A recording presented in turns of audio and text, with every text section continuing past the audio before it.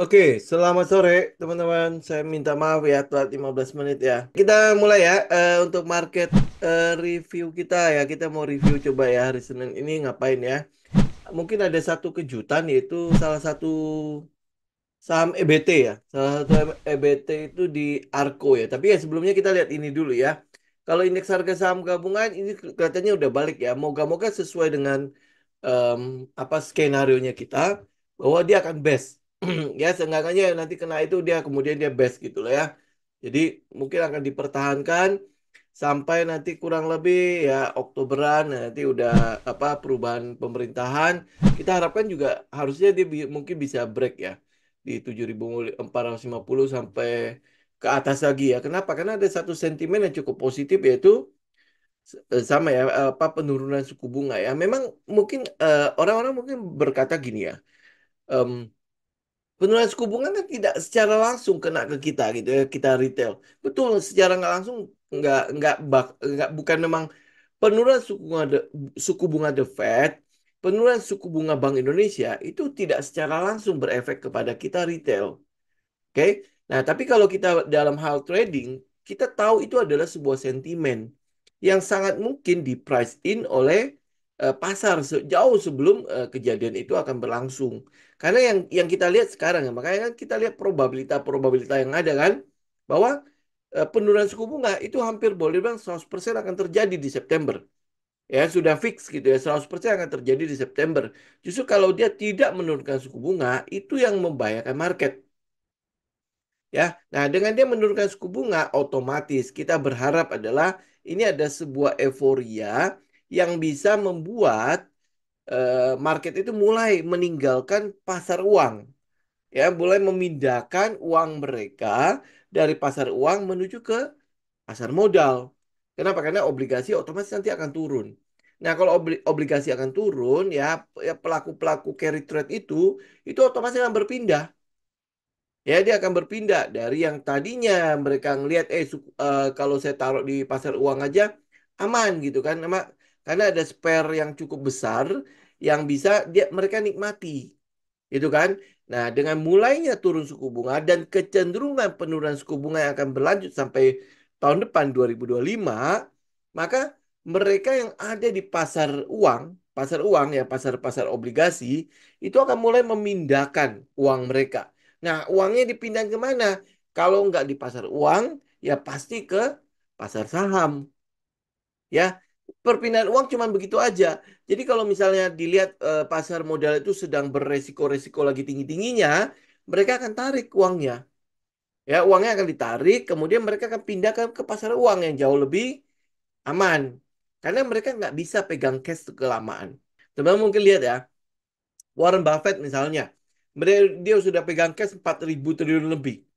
Ya 4.400 triliun lebih itu nggak bakalan bisa bisa pegang itu lama sekali itu nggak bisa.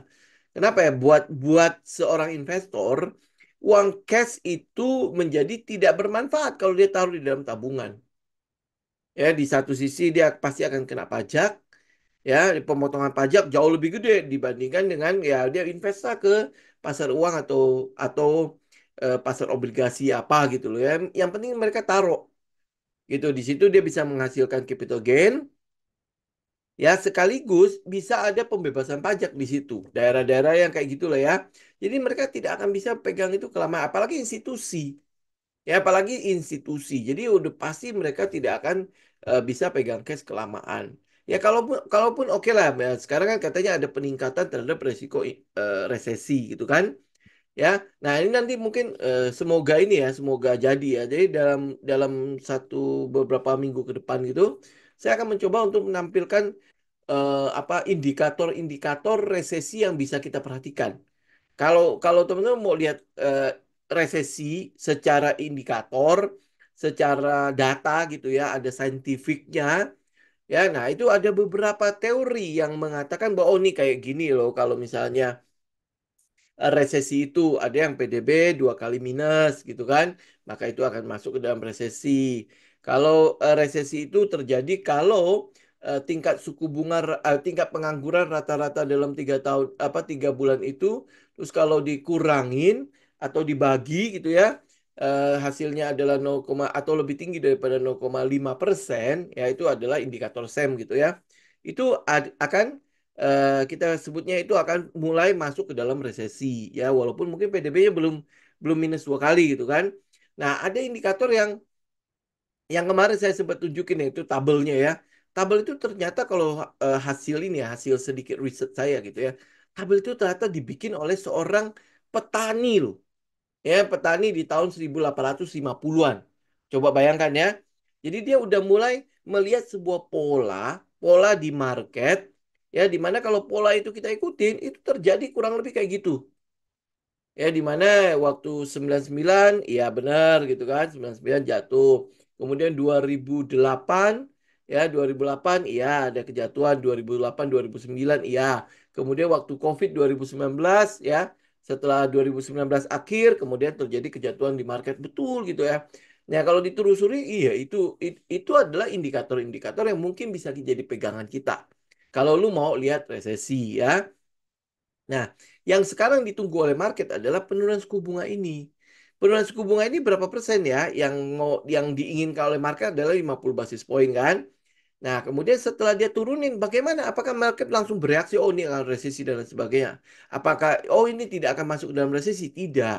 Ya, market akan menunggu data selanjutnya dengan penurunan suku bunga, apakah PMI naik ya, price manufacture index itu akan naik apa enggak? Ya, kemudian habis itu kalau PMI naik, diikuti oleh penurunan penurunan tingkat pengangguran enggak? Ya, atau nanti NFP, NFP itu naik enggak? Ya, non non farm payroll itu naik enggak? Penciptaan lapangan kerja itu naik apa enggak? Nah, itu akan diikutin oleh market. Ya, nah market oke September. Nah September, sidang selanjutnya adalah di November. Ya, sidang selanjutnya di November. Nah, kalau penurunan suku bunga yang ini sudah mulai kelihatan hasilnya, nah kemudian market berharap adalah November kalau dia turunin suku bunga lagi, efeknya pasti akan meningkat lagi. Ya, maksudnya efek lebih baik lagi ya. Ada ada peningkatan pada kita bilang apa ya, perlambatan pada eh, perekonomian. Jadi maksudnya men, menunda ya, menunda terjadinya perlambatan pada perekonomian itu. Itu kan yang diharapkan ya. Sekarang kalau suku bunga tinggi kan otomatis yang namanya dunia usaha, yang namanya teman-teman lihat lah, investor-investor juga ogah gitu ya. Kayaknya apa ya, khawatir untuk melakukan ekspansi. Ya, daripada gue ekspansi, mendingan uang gue taruh aja di obligasi. Gue tidur, gue duduk diam aja, gue punya sekian persen gitu kan. Ya, daripada gue meresikokan modal gue, ya malah malah ya gue nggak bisa tidur gitu kan, kayak gitu ya ngomongnya di investor kan. Nah, jadi daripada itu ya mendingan gue nikmati net interest margin. Ya, itu yang dilakukan oleh investor-investor Jepang udah sekian lama ya, udah hampir 10 tahun gitu kan, dimanjakan oleh hal seperti itu. Tiba-tiba Bank Sentral Jepang itu naikin suku bunga. Nah, mereka mulai kepanik gitu kan. Nah, kepanikan market itulah yang kita lihat beberapa hari yang lalu atau minggu yang lalu. Itu ya adalah kepanikan di mana investor Jepang mulai menarik kembali uang mereka agar bisa nutupin pinjaman-pinjaman mereka, daripada nanti kalau BOJ naik terus ya suku bunganya, nah, mereka nggak sempat lagi narik gitu. Ini yang kita lihat ya, karena itulah makanya apa yang turun kemarin ya cuman karena outflow yang itu aja sifatnya gitu loh. Karena bukan sebuah outflow yang terjadi secara terus menerus gitu. Teman-teman bisa lihat ya, penurunan kemarin kan udah selesai. Habis itu tidak diikuti oleh penurunan selanjutnya gitu. Ya, kalau itu adalah momentum untuk turun, harusnya akan ada candle-candle yang mengikuti ya. Jadi ada candle-candle searah yang ngikutin. Nah, kita enggak. Nah, berarti ya udah, kesimpulan kita memang di carry trade yang di investor-investor Jepang. Termasuk di BTC, ya Bitcoin ya. Ini cuma sekilas aja ya, saya nggak menyarankan apa-apa gitu ya. Kalau teman-teman tahu bahwa Bitcoin itu adalah memang ada kayak likuiditas yang keluar, ya sangat mungkin juga begitu likuiditas itu berhenti, mereka mulai kembali masuk lagi. Ya, apalagi kalau teman-teman lihat indikator-indikator resesi itu benar-benar menjadi sebuah gimana ya, kayaknya udah tambah dekat tambah dekat. Nah itu lu harus udah sampai ke situ. Itu sebabnya kenapa men-trigger saya untuk melakukan research, kemudian nanti saya akan bikin video-video pendek lah ya, karena saya nggak terlalu bakat sih, harus ngedit lagi segala macam, itu yang membuat saya agak repot gitu. Ya, nah video-video singkat mengenai apa sih indikator resesi itu, ya sehingga kita kita bisa siap gitu. Oh ini ada menurut pandangannya si Sam, ya menurut pandangannya si em, apa Butler apa gitu kan, menurut pandangannya si Buffett, ya Warren Buffett, menurut pandangannya si ada beberapa lagi ya. Nah itu kira-kira gimana resesinya. Nah kalau semuanya sudah kayaknya ngerucut nih ya, kok sama ya? Ya udah teman-teman jadi udah punya apa ya kesiapan gitu, nggak nanti kaget lagi, resesi ya, oh jadi ya gitu kan, gitu. Jadi nggak kita kita gini prinsipnya adalah tidak hanya percaya pada apa yang diberitakan, tapi lu tahu gitu loh, oh dasarnya nggak ada yang diberitakan, cuma buat fear doang di market, gitu kan? Karena fear greedy itu kan memang harus dibikin.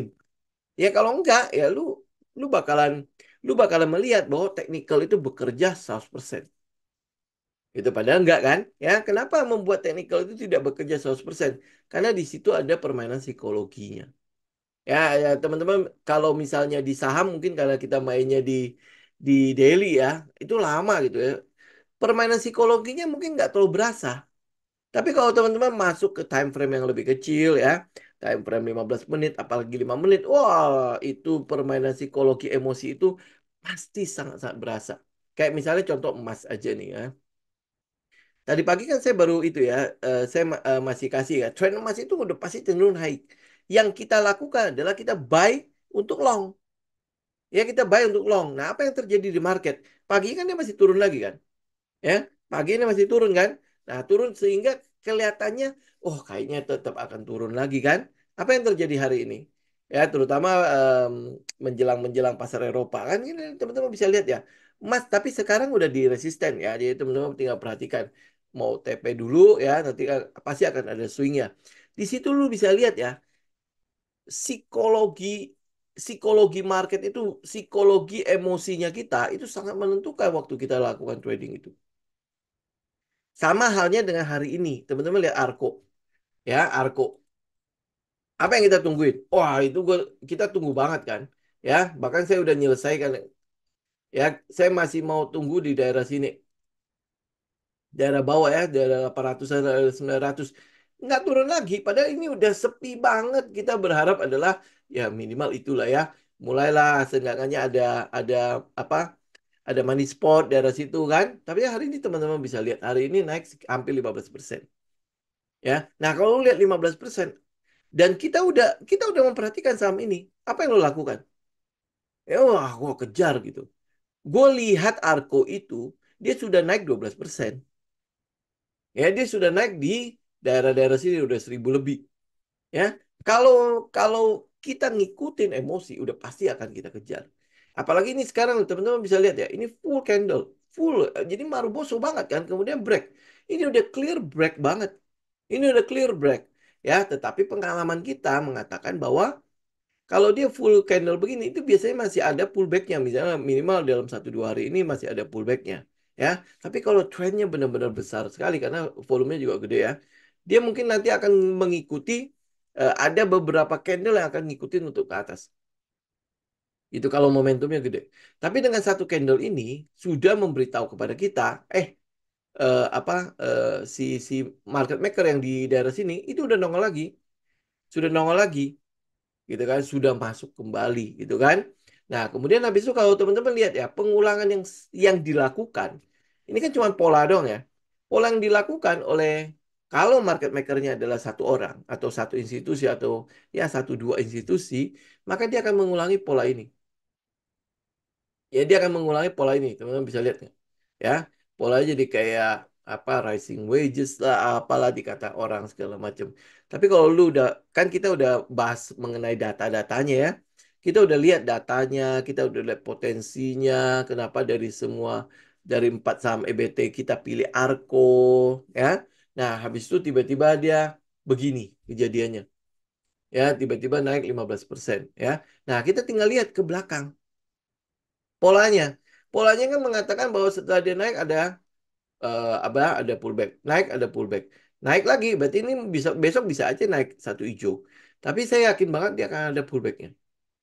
Ya kan? Karena polanya sangat-sangat indah sekali. Yang ngikutin banget kan. Ya lihat ya ini adalah garis dari apa eh, ya apalah dibilangnya rising wages atau apalah gitu ya. Nah, ini teman-teman bisa lihat ya dia cukup inilah ya cukup kita bilang cukup respect ya di situ-situ aja kan turun naik gitu kan ya. Nah yang atas juga sama ya dia kena turun. Nah itu adalah sebuah pola. Kalau lu ngikutin pola itu ya berarti yang mau mau nggak mau ya kita mau nggak mau harus tunggu dia retest lagi kan minimal ada pullbacknya lagi. Nah pullbacknya udah kita akan tunggu dia pullback. Tapi kalau lu bermain emosi besok kalau dia naik lu pasti akan ikut. Itu yang kita bilang ya. Kalau kalau kalau trading itu kalau ada yang bilang mudah, ada yang bilang gampang, lu nggak usah percaya deh. Nggak usah percaya. Ya udah pasti susah. Udah pasti susah. Karena kalau gampang, lu lihat berapa banyak orang yang berhasil di dalam di trading ini ya. Nah, sekedar sharing aja ya. Sabtu dan Minggu kemarin saya ikut sebuah workshop ya, sebuah workshop. Itu cukup membuka membuka pikiran saya sih ya. Apa kalau kita mau melakukan trading, kalau kita mau melakukan trading, maka lu harus sudah beres dengan keuangan lu.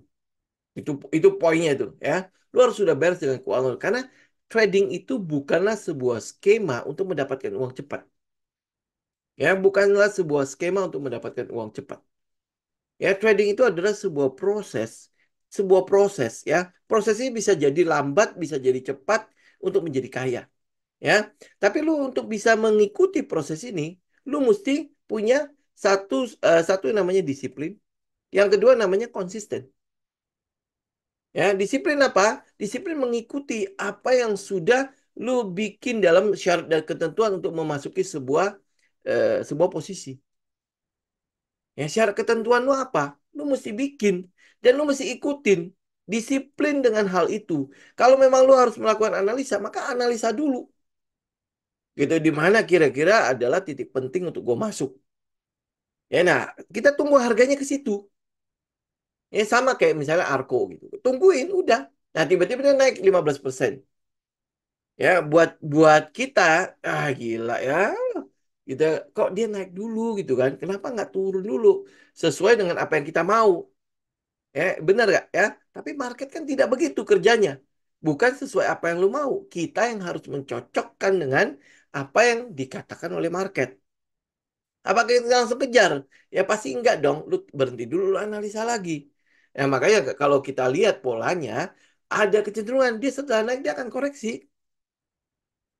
Nah, kalau dia ada kecenderungan koreksi, maka koreksi selanjutnya lo harus tungguin. Gitu, karena kita udah tahu setelah dia naik, dia ada koreksi. Nah, koreksi ini udah jangan sampai ketinggalan gitu aja. Kenapa kok kayaknya ngotot banget ngikutin Arko? Nah, ngotot banget. Bukan ngotot, tapi kita punya yang namanya konsistensi. Ya, konsistensi. Konsistensi apa? Gue udah analisa dulu, gue udah punya datanya dulu, gue udah punya pondasi, gue melihat kenapa gue harus ada di Arko. Padahal ada brand, ada Kin, ada PGEO, ya, ada J-Sky, ada SEMA, ya ada apa lagi EBT? Ya ada PTBA, ya 6 ya. Ya. Nah, kenapa gua harus pilih Arko? Ya alasannya lu udah ketemu. Ya alasan udah ketemu. Itu kita bikin 2 episode tuh ya. Ya 2 part ya. Teman-teman bisa lihat lah itu ya. Kita bedah apa yang gue mau lihat dari masing-masing saham tersebut. Gitu kan? Itu konsistensi kita loh. Gue konsisten ngikutin apa? Ngikutin aturan yang sudah gue buat gitu loh. Ya, nah ini gue harus analisa. Analisa gue di mana?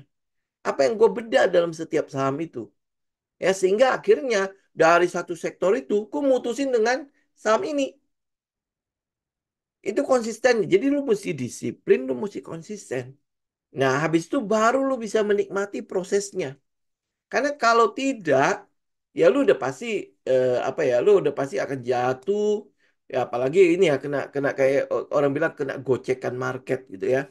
Padahal market sebenarnya nggak gocek-gocek lu gitu. Ini contoh misalnya kayak Arko nih. Kenapa kita pilihnya dia? Ya, karena alasan kita udah fix. Nah, sekarang gue mau tunggu di daerah yang gue mau kan. Ya, kalau lu bilang daerah yang lu mau satu, ya pasti ada daerah sini. Ini kalau kita mau pullback, ya pullback ke daerah sekitar support atau resisten yang berubah menjadi support. Ini kan adalah daerah resisten yang berubah menjadi support. Berarti itu sebuah titik yang penting buat kita lihat. Kalau harga balik kembali ke situ, gue mau masuk. Harga balik nggak? Harga balik, tapi nggak sampai ke 920. Nah, terus habis itu dia naik lagi. Nah, nextnya apa? Nextnya ya berarti lu cari lagi titik penting selanjutnya untuk lu bisa ikut. Ya, titik penting selanjutnya di mana? Ada lumayan kan? Ada daerah sini satu, 135. Ya, daerah di atas lagi yang di atas 135 berarti 1050. Ada satu. Ya, syukur-syukur dia masih bisa balik sampai ke daerah 1000 lagi. Ya, itu kan jadi daerah penting untuk kita ikutin selanjutnya. Nah, apakah kita terus ngejar kalau dia harga naik lagi, gue cari lagi titik penting, cari lagi titik penting? Enggak. Bisa jadi kita tinggal. Karena apa? Itu bisa jadi sudah menjadi kemahalan buat kita. Ya, bagaimana kita tahu dia mahal? Ya, apakah kita harus hitung nilai wajar dan segala macam? Enggak usah. Ya, kalau lu trader, kita lihat teknikal aja nih. Teknikal itu mengatakan dia sudah naik dari 750. Ya, 750 sekarang sudah ada di 1100. Oke, berarti kenaikannya sudah berapa? Ya, sudah hampir 25% sampai hampir 30%. Kenaikannya sudah segitu gedenya. Oke. Nah, buat teman-teman, 30% itu udah gede belum? Jelas sudah besar. Pasti sudah akan ada yang namanya profit taking. Ya, pasti udah ada yang namanya profit taking. Jadi kalau dibilang ini udah mahal apa belum? Ini kita bilang setengah mahal. Karena targetnya kan ada di sekitar 1300-an. Ya, ini udah setengahnya mahal. Jadi kita butuh banget untuk dia diskon. Ya, kita butuh banget dia diskon. Kalau sampai dia sampai ke atas 1300 bagaimana? Nah, kita lihat lagi potensi ke depannya pendapatan yang masuk kepada Arko bisa nggak membuat dia dihargai lebih tinggi daripada 1300. Gitu kan? Ya, itu adalah dasarnya. Itu cuma pondasinya toh. Ya, kalau misalnya nih, contoh sekarang, kalau gue udah dapat Arko bagaimana? Ya lu harus bisa membuat si profitnya itu run. Let the profit run. Gitu. Kenapa? Karena kita udah tahu bahwa potensi si Arko itu kita nggak lihat di tahun ini, tapi kita ngelihat sampai ke 2025. Kenapa? Karena datanya yang kita punya itu sampai 2025. Di mana EBT saat ini ditargetkan di 2025 itu bisa sampai baurannya sih bisa sampai 30 bahkan bisa lebih kali ya. Ya. Nah, kita harapkan adalah ya dia bisa mencapai angka itu 25% sampai 30% bauran EBT yang ada.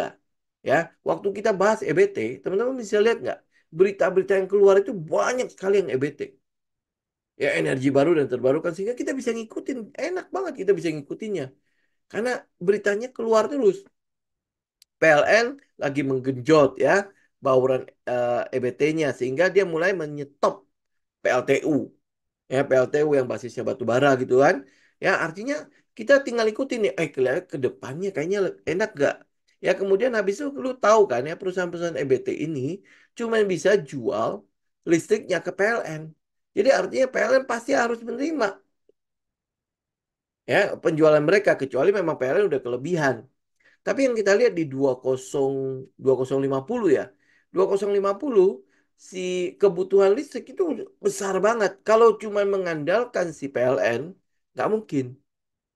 Gitu kan? Nah, jadi oleh sebab itu dia butuh swasta. Nah, swasta yang masuk ke dalam si EBT itu kan nggak banyak. Kenapa nggak banyak? Salah satu sebabnya adalah mahalnya pembangunan pembangkit listrik tenaga ya energi baru dan terbarukan ini. Mahal karena itulah makanya kita mesti lihat the man behind the gun-nya. Itu sebabnya kenapa Kin kita nggak lihat.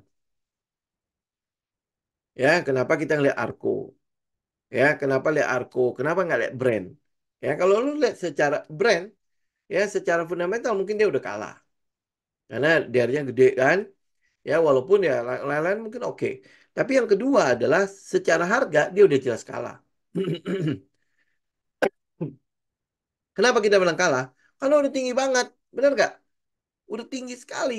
Dia waktu IPO itu kan di angka 900. Hari ini berapa dia? Ya udah ada 1000% lebih kan. Jadi kalau kita masih masuk ke dalam brand, ya pasti itu tidak bijaksana kan. Lu mau harapin si brand itu naik berapa gede lagi? Gitu kan? Karena itulah makanya kita cari yang lain. Nah, kenapa lu nggak pilih PGEO? Jauh lebih aman kan? Ada Pertamina di baliknya. Ada apa namanya pemerintah di baliknya. Betul nggak? Nah, secara fundamental dia the best. PGEO adalah secara fundamental adalah the best. Ya, the best saham EBT-nya. Kenapa kita nggak lihat di situ? Ya, makanya alasannya kan kita udah petakan semua kan. Dan sampai akhirnya udah pilihan kita adalah Arko. Gitu. Ya. Jadi kalau lu udah dapet dasarnya, lu bisa konsisten, lu bisa disiplin. Ini dua hal ini ya.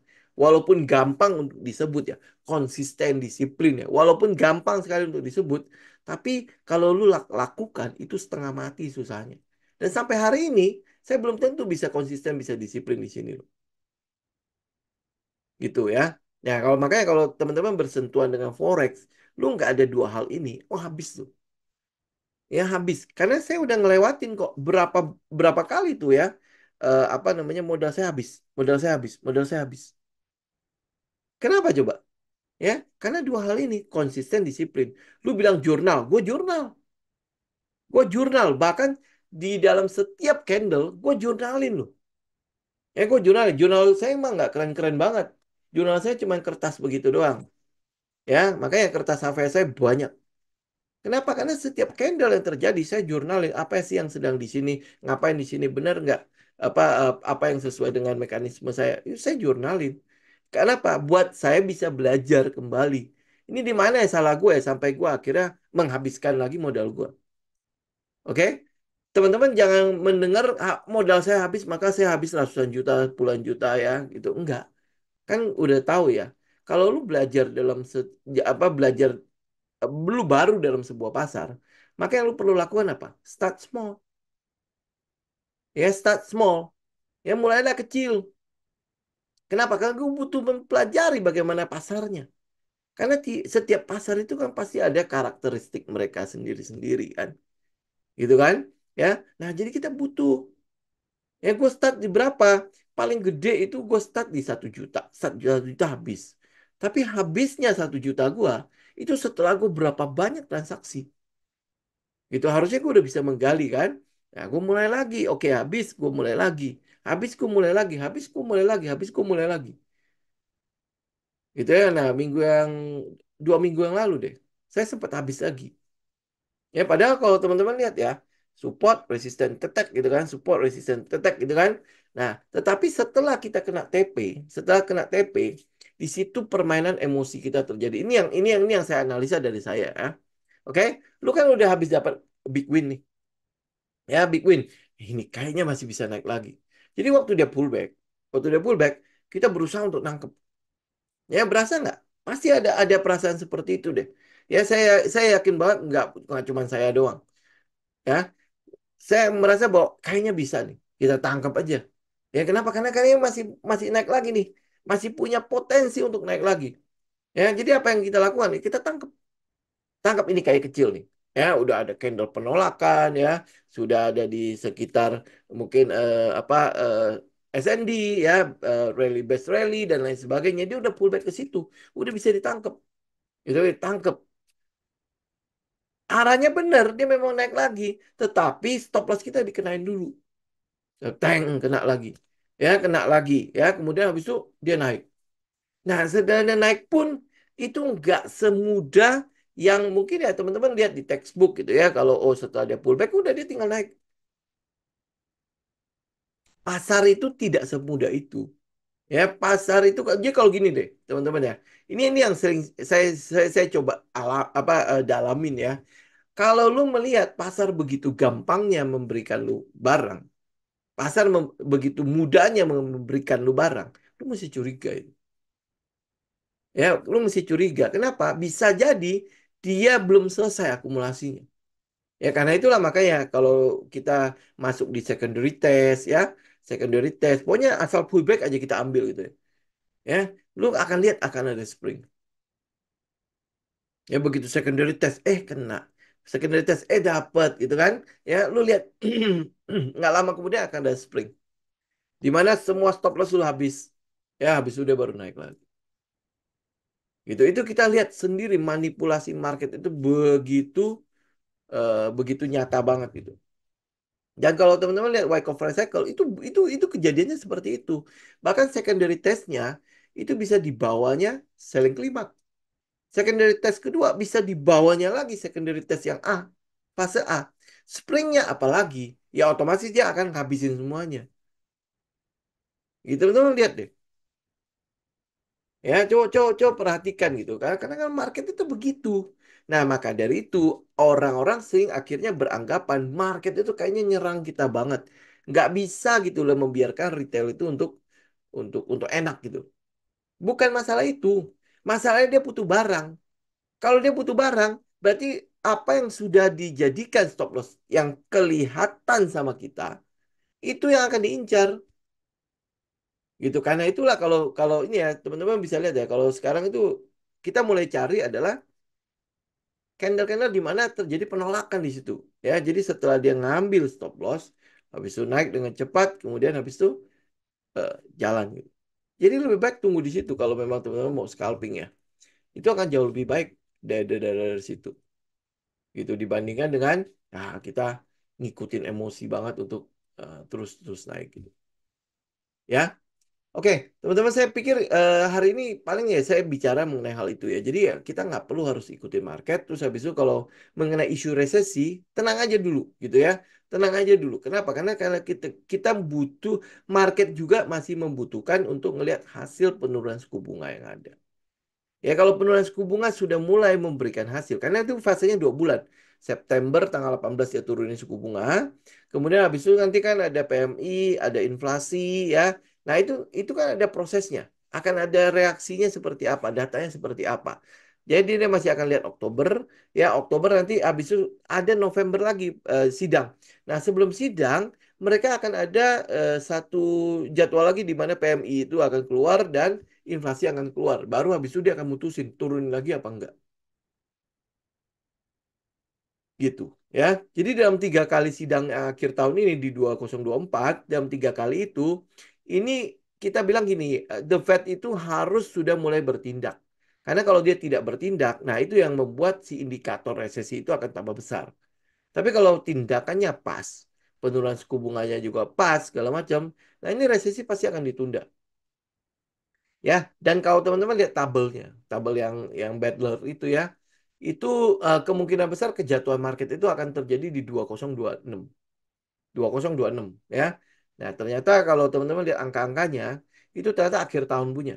Jadi kalau dia tulis 2026, berarti 2026 akhir. Ya, setelahnya mungkin 2027 itu akan turun gitu ya. Jadi ini kalau kalau ini baru kita lihat satu indikator loh ya. Kita nggak bisa bilang oh apa yang ditulis oleh siapa yang di tabel itu pasti benar. Enggak. Dia ada beberapa kali meleset juga kok. Ya, tetapi memang rata-rata di dalam tabelnya dia itu lumayan tepat. Lumayan tepat, ya. Ya, jadi ya ini adalah salah satu. Makanya kenapa saya nanti mungkin akan tampilkan beberapa indikator resesi ya sehingga teman-teman bisa membandingkan gitu.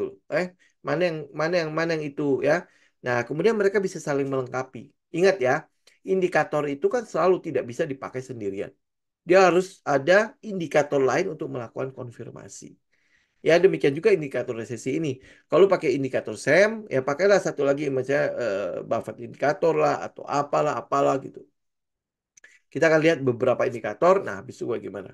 Termasuk FIX, FIX ya. FIX juga sama. Ya, pada setiap kali dia terjadi lonjakan, ya itu biar resesi-resesi selanjutnya itu teman-teman juga bisa perhatikan.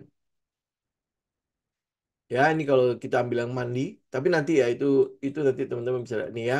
Ini 2018. Ini yang di 2019 ya. Ini yang lonjakan lonjakan. Nah, kemarin kan udah jadi lonjakan kan. Ini yang men-trigger ya salah satunya men-trigger orang-orang mulai berpikir resesi dekat. Ya. Kenapa? Karena di sini 20 Ini yang 208 ya habis itu terjadi terjadi penurunan market yang berlebihan. Kemudian ini yang di 2019 2020 setelah dia terjadi spike begini kemudian habis itu terjadi kejatuhan market ya. Nah, kemarin yang waktu carry trade itu juga spike. Ini loh ya. Ini juga spike ya. Nah, ini spike. Nah, habis itu mungkin akan dikhawatirkan terjadi kejatuhan market. Kayak gitu. Ini adalah salah satunya. Salah satunya ya. Oke. Jadi jangan lihat ini tok. Karena apa? Ini juga ada spike tapi nggak jatuh market. Ya, ini juga spike ya. Tapi jarak market nggak jatuh. Ya, kemudian ini spike. Ya, ini memang jatuh karena memang keadaan COVID itu juga kan. Nah, ini spike lagi nih. Jatuh nggak market? Gitu ya, ini makanya yang men-trigger, oh ini jangan-jangan habis itu market jatuh ya. Ini salah satu indikator tok, salah satunya, jadi nggak bisa kita pegang cuma satu ini tok gitu. Makanya nanti nanti saya coba siapin ya, jadi teman-teman punya inilah, punya pegangan. Oh kalau dibilang resesi, cek aja lu mau menurut siapa ya, menurut indikator siapa gitu kalau itu ada resesi gitu. Kalau lu mau lihat Bitcoin misalnya.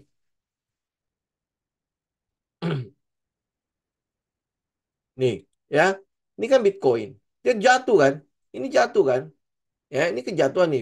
Ya, udah sampai kemana kemarin itu sampai ke 50.000. Ya, 50.000. Jadi kalau dilihat jatuhnya, ya ini kan adalah daerah di mana orang-orang pasti akan nampung kan. Ini kan rally, base, rally gitu kan. Jadi dia jatuh ke situ. Oke? Nah, tapi kalau lu lihat ya, penurunannya kan udah membentuk low lagi, low lagi, low lagi ya. Jadi orang-orang berpikir bahwa ini nanti akan ada kejatuhan lagi.